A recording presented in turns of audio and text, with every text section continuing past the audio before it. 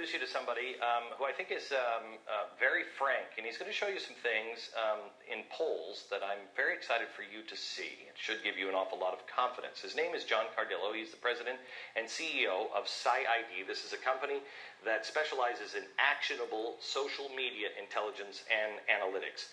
And John, you called 3 weeks ago, 4 weeks ago. We talked to each other. Yep. And basically, without naming names or anything else, you said to me, I'm doing some polling for the GOP, and they want me to change things to try to change the outcome.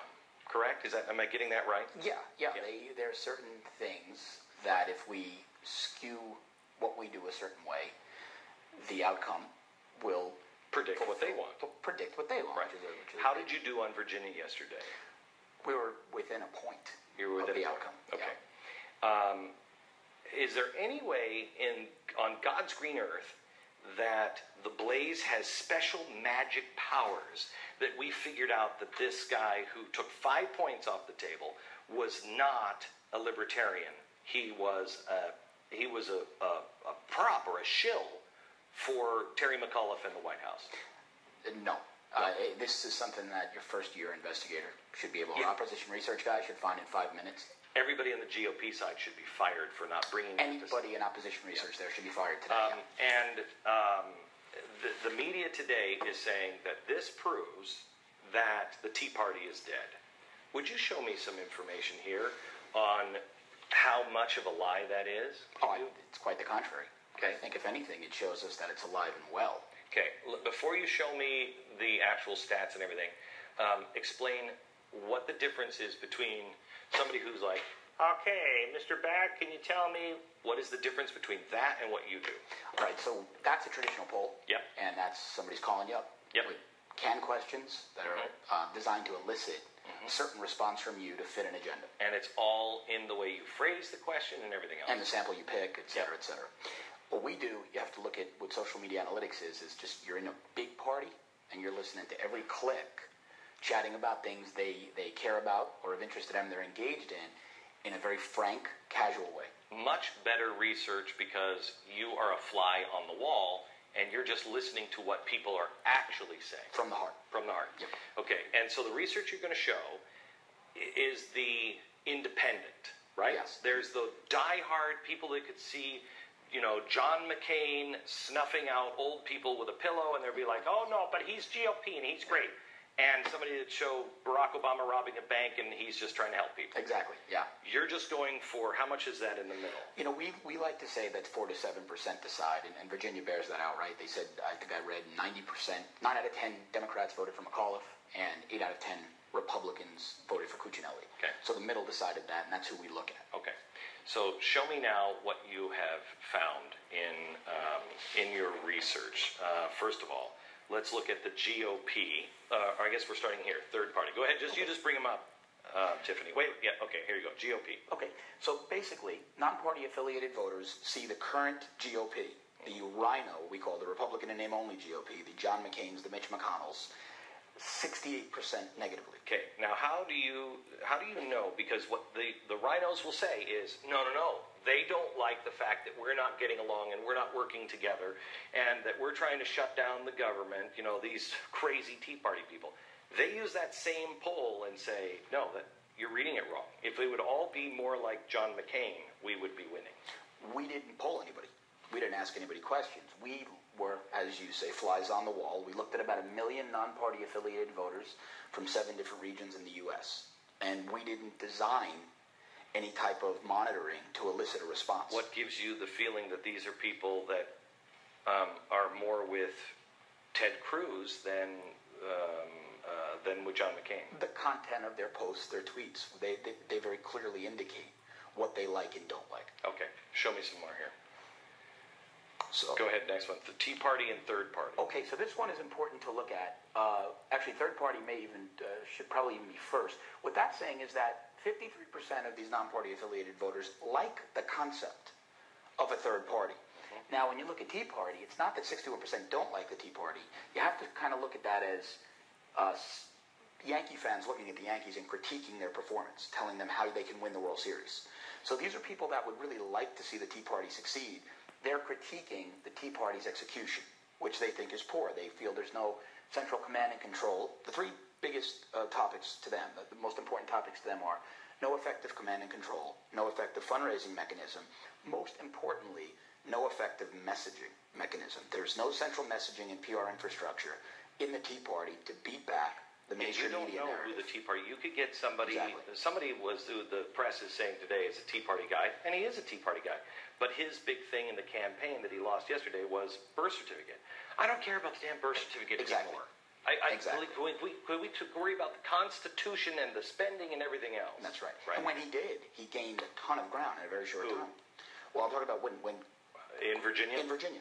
When he stopped talking about social issues? Social issues, he gained a ton of ground. When he went to the Constitution, Cuccinelli, and he started talking about Obamacare being bad for America and why it was unconstitutional, he picked up almost a double-digit point gain in a couple of weeks.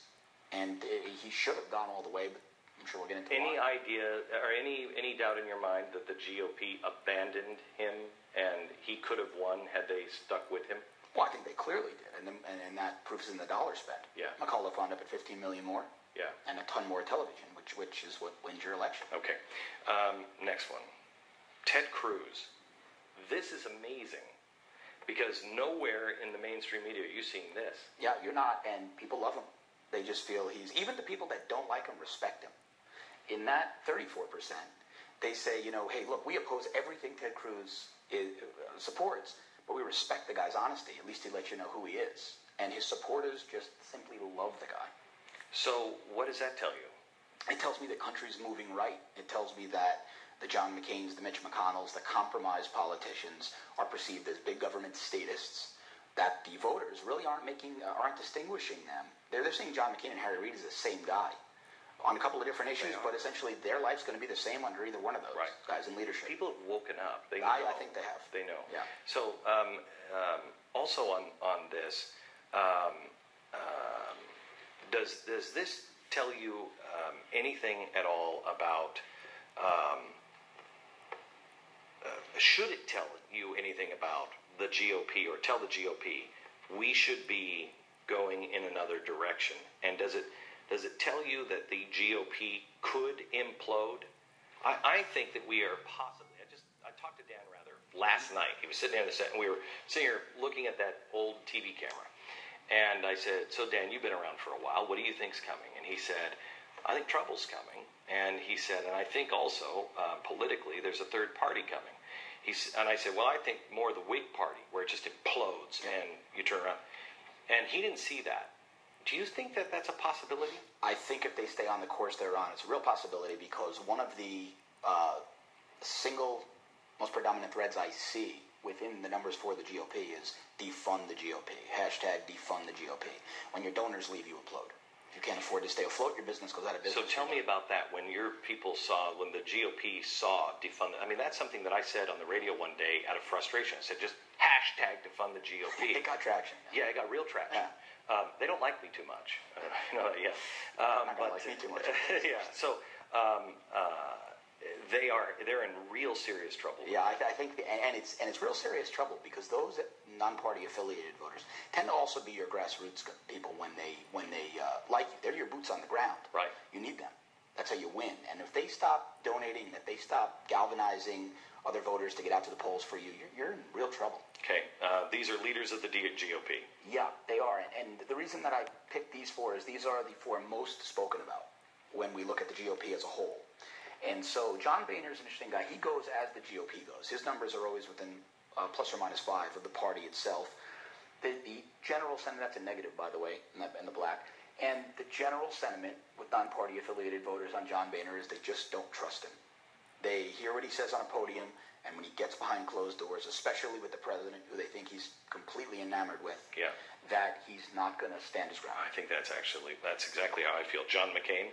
John McCain is basically the sentiment with John McCain is just switch parties. Is he imploding?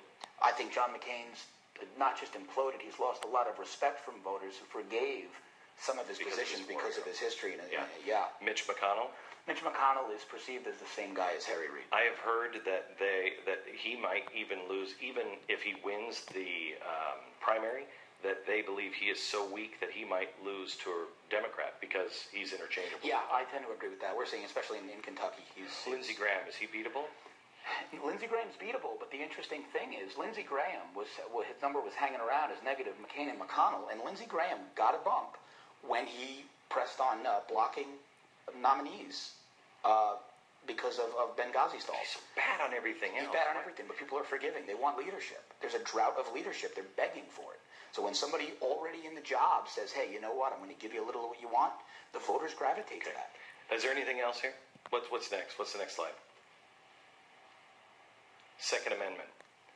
My favorite. 64% with independents. 64% with independents. Actually, probably a little bit higher because the negative sentiments have quite a bit to do with individual issues within the Second Amendment. So there are people that are pro-Second Amendment but might be on the fence about either the Class 3 assault, fully automatic weapons. Okay, let me go one more. Give me debt ceiling increase. Non-party affiliated voters, debt ceiling increase, 82%. Yeah, they don't want it, and it's very simplistic. Why? This is not an intellectual argument. Don't spend money you don't have, and the president should never have the authority to circumvent Congress and spend more money. Okay, when